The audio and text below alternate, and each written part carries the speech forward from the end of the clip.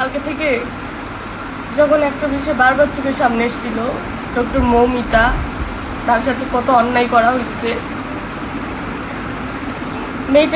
মেয়েটা কিভাবে মেরেছে ভাই মানুষে।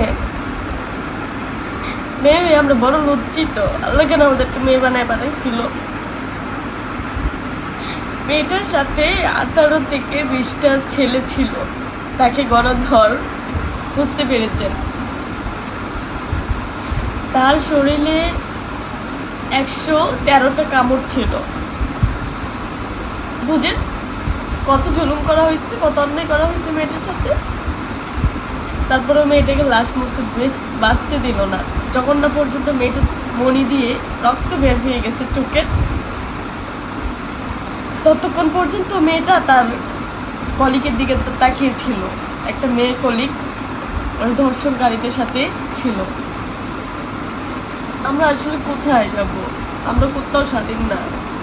পৃথিবীর কোনো দেশে আমরা মেয়েরা স্বাধীন না। এই বিষয়টা যারা যারা জানেন না একটু জেনে নেবেন। আসলে এটা সহ্য করার মতো না। একটা পুরুষে 5 থেকে 6 গ্রাম সিমেন্ট দিতে পারে। সেই ক্ষেত্রে মেয়েটার শরীরে 150 গ্রাম সিমেন্ট পাওয়া গেছে। এবার বুঝেন।